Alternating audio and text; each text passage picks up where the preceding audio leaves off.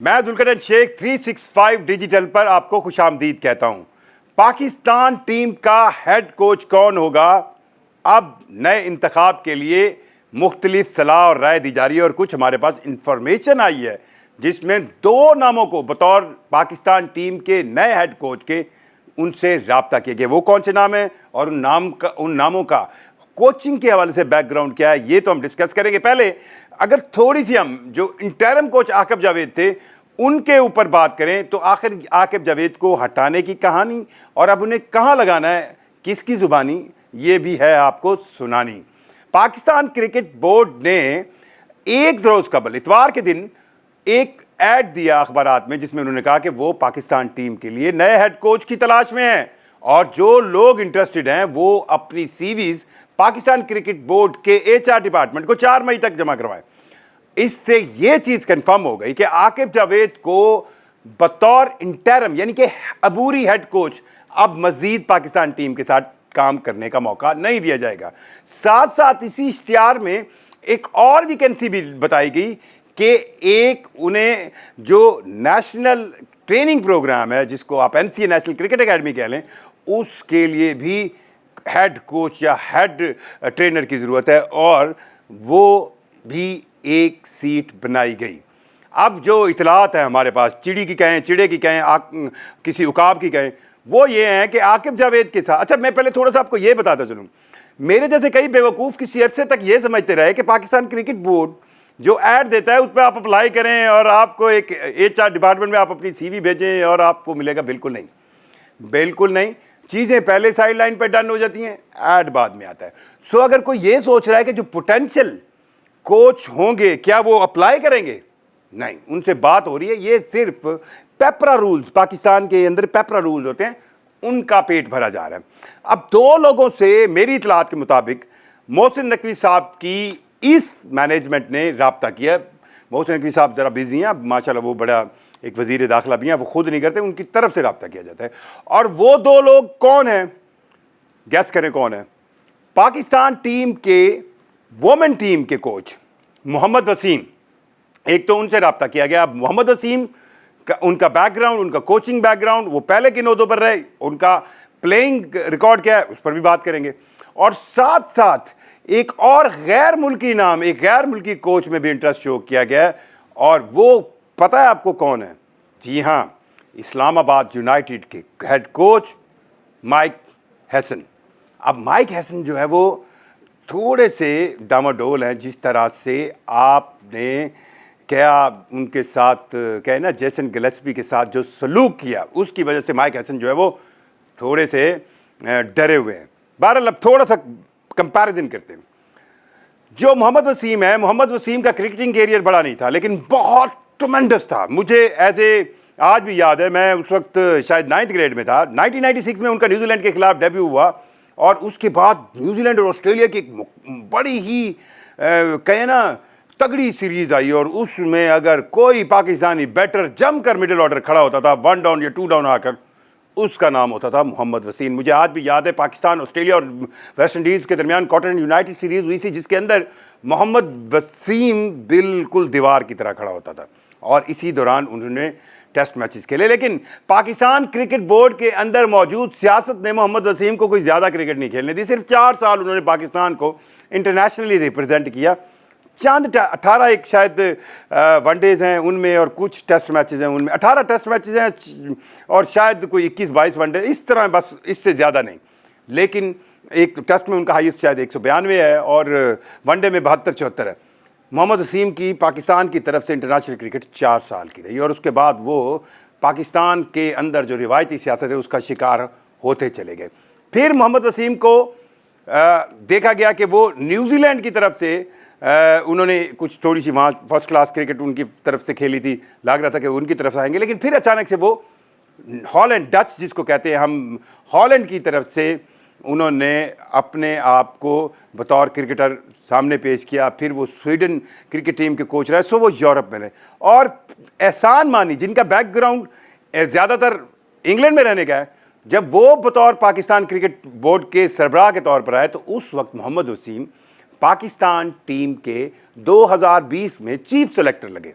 اور اس chief selector لگنے کے بعد انہوں نے کنٹینیو کیا احسان مانی اور رمیز راجہ کے بھی دور میں، اور پھر جب نجم سیٹھی واپس بطور چیئرمین تو نہیں کہیں گے، اس وقت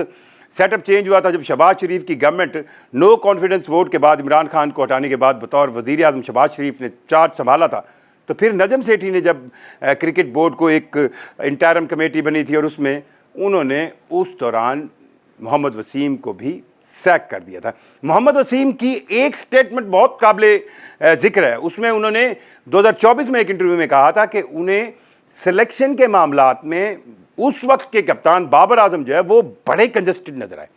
انہوں نے کئی دفعہ بابر اعظم کو کئی پلیئرز کی سلیکشن، نیو پلیئرز کی اسپیشلی آمد پر بابر اعظم بہت زیادہ ریزسٹ کرتے تھے، اور یہ بات انہوں نے کھل کر کہی کہ بابر اعظم سلیکشن کے معاملات میں ان سے بالکل، یا ان کے مائنڈ سیٹ سے یا سلیکشن کمیٹی کے مائنڈ سیٹ سے بالکل کوئی کمپرومائز نہیں کرتے تھے، اتفاق نہیں کرتے تھے، اور نہ ہی وہ نئی چینجز کو اڈاپٹ کرنے پر تیار ہوتے تھے۔ سو یہ تو محمد وسیم کی ایز اے چیف سلیکٹر کردار ہے۔ پھر وہ کچھ تھوڑا عرصہ جو ہے وہ باہر رہے، اور پھر انہیں 2024 کے اندر پاکستان کی نیشنل وومن ٹیم کے ساتھ کوچ لگایا گیا، اور اسی نیشنل وومن ٹیم نے recently I C C world cup qualifier جو لاہور کے اندر ہوا اس میں اپنے سارے میچ لگاتار جیتے 5 کے 5 اور کوالیفائی کر لیا آئندہ سال ہونے والے ورلڈ کپ کے لیے جو کہ انڈیا میں ہونا ہے۔ اور عزت رکھوالی پاکستان کرکٹ بورڈ کی، chairman Pakistan cricket board Mohsin Naqvi کی، کیونکہ محسن نقوی صاحب جو ہائبرڈ ماڈل انڈیا کے ساتھ طے کر کے آئے تھے، اس ہائبرڈ ماڈل میں انڈیا تو پاکستان چیمپئنز ٹرافی کے لیے نہیں آیا تھا اور اپنے میچز دبئی میں کھیلے تھے، تو جو پہلا ایونٹ ہونا تھا اس کے بعد انڈیا کے اندر وہ وومن ورلڈ کپ تھا، اور اگر پاکستان کی وومن ٹیم اس کے لیے کوالیفائی نہ کرتی تو آپ اس ہائبرڈ ماڈل کو اڈاپٹ کیسے کرتے؟ تو بہت بڑا کردار ہے محمد وسیم کا کہ اس women team, Pakistan women team نے کوالیفائی کر لیا، اور اب پاکستان کی ٹیم بالکل نیوٹرل وینیو پہ کھیلے گی، ٹھیک اسی طرح جس طرح چیمپئنز ٹرافی کے اندر انڈیا کی ٹیم کھیلی ہے۔ یہ ہے محمد وسیم کا ایک بہت سادہ سا ریکارڈ، اور محمد وسیم سوٹیبل ہیں پاکستان کرکٹ بورڈ کے لیے۔ لیکن اس سے پہلے بھی ایک نام مائک ہیسن جو اسلام آباد یونائٹڈ کے کوچ ہیں۔ مائک ہیسن جو ہے وہ ایک ایسے پلیئر ہیں جنہوں نے بطور ہیڈ کوچ، نیوزی لینڈ سے ان کا تعلق ہے، نیوزی لینڈ ٹیم کو جدید نیوزی لینڈ، جدت کے ساتھ نیوزی لینڈ کی ٹیم بنایا، وہ مائک ہیسن ہے۔ 2012 میں جب وہ نیوزی لینڈ کی نیشنل سائڈ کے ہیڈ کوچ بنے، اس سے پہلے وہ ارجنٹائن اور کینیا کی کوچنگ کر رہے تھے، اور لاسٹ اسائنمنٹ انہوں نے کینیا کی کوچنگ وہاں پر کسی اور مسئلے سے نہیں، صرف سیکیورٹی کنسرن پر چھوڑ دی تھی، جس کے بعد ان کو نیشنل ٹیم، نیوزی لینڈ کی نیشنل مین ٹیم کا ہیڈ کوچ لگایا گیا۔ حالانکہ آتے ہوئے ان کو اس وقت کے کپتان ٹیلر جو ہے اس کو انہوں نے کہا تھا کہ وہ برینڈن میکیلم کے حق میں دستبردار ہو جائے، لیکن بعد میں انہوں نے اس کے ساتھ ایڈجسٹ کیا تھا۔ سو 2017 سے لے کر جون 2018 تک وہ 6 سال نیوزی لینڈ ٹیم کے کوچ رہے، ہیڈ کوچ، اور ان 6 سالوں کو نیوزی لینڈ ٹیم کی کارکردگی چاہے ٹیسٹ میں ہو، چاہے ون ڈے میں ہو، چاہے T20 میں، ون ڈے میں اور ٹیسٹ میں اسپیشلی، سب سے بہترین کارکردگی کہا جاتا ہے۔ 2015 کا ورلڈ کپ کا رنر اپ ٹیم تھی نیوزی لینڈ کی، اور نیوزی لینڈ کو جو نئی یہ جدید کرکٹ ہے، فاسٹ کرکٹ ہے، اس میں اپ ڈیٹ کرنے میں ان کا کردار بہت کلیدی ہے۔ حالانکہ ان کو نیوزی لینڈ کے کرکٹ بورڈ نے 2019 کے ورلڈ کپ تک کوچ نامزد کیا تھا، لیکن خود انہوں نے جون 2018 میں اس عہدے کو چھوڑ دیا۔ اس پورے ریکارڈ کے اندر ان کی بطور head coach 53 test matches New Zealand نے کھیلے، اور 21 جیتے 19 ہارے، جو کہ ان کی جیت کا سب سے بڑا ریکارڈ تھا۔ اور اگر آپ بات کریں او ڈی آئیز کی، 112 او ڈی آئیز کھیلے، 65 جیتے، اور اس تناسب سے انہوں نے نیوزی لینڈ کو سب سے زیادہ کامیابیاں دلائی، خاص کر انگلینڈ اور جنوبی افریقہ کو، جنوبی افریقہ کے اندر اور انگلینڈ کے اندر جا کر ہرایا نیوزی لینڈ کی ٹیم نے، اور ویسٹ انڈیز اور انڈیا جیسی مضبوط ٹیموں کو نیوزی لینڈ کے اندر ہرایا۔ سو ان کی کوچنگ کے دوران نیوزی لینڈ ٹیم کی پرفارمنس مائنڈ بلوئنگ رہی، اور پھر وہ 2018-19 میں انڈین پریمیئر لیگ کی ایک سب بڑی franchise R C B royal challenger Bengaluru کے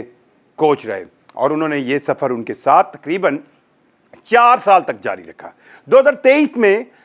وہ اسلام آباد یونائٹڈ کے ہیڈ کوچ بنے، اور 2024 کے اندر اسلام آباد یونائٹڈ چیمپئن بنی۔ اس وقت بھی وہ پاکستان سپر لیگ کے 10th ایڈیشن میں اسلام آباد یونائٹڈ کے کوچ ہیں۔ سو یہ 2 بڑے نام، مائک ہیسن اور آپ کے محمد وسیم جو ہیں، یہ 2 سوٹیبل نام ہیں اس وقت پاکستان ٹیم کے کوچ بننے کے لیے۔ مائک ہیسن کے حوالے سے کہا جا رہا ہے کہ ان کو ابھی تک اعتبار پاکستان کرکٹ بورڈ پر نہیں آ رہا، کیونکہ جس طرح گیری کرسچن اور جیسن گلسپی کے ساتھ ہوا، اور اسپیشلی جیسن گلسپی جس طرح بول رہے ہیں، سو کانٹریکٹ، اختیارات اور ان کہانی کو لیے بغیر مائک ہیسن بالکل نہیں آنا پسند کریں گے۔ اور جہاں تک سوال ہے محمد وسیم کا، تو یہ محمد وسیم بھی کچھ نہ کچھ بطور ہیڈ کوچ اپنے دائرہ کار کو ضرور کلیئر کریں گے، کیونکہ ان کا سٹائل آف ورک ہے کہ ان کو پتہ ہونا چاہیے کہ بطور ہیڈ کوچ ٹیم سلیکشن میں، ٹیم کرائٹیریا میں، ٹیم کے پلیئرز میں ان کا کردار کیا ہے، وہ ضرور چاہیں گے۔ آپ کے خیال میں کون سا ان دونوں ناموں میں سے زیادہ سوٹیبل رہے گا کہ اس کو پاکستان ٹیم کا ہیڈ کوچ ہونا چاہیے؟ کمنٹ کر کے ضرور بتائیے گا۔ مجھے ذوالقرنین شیخ کو اجازت دیجیے، اللہ حافظ۔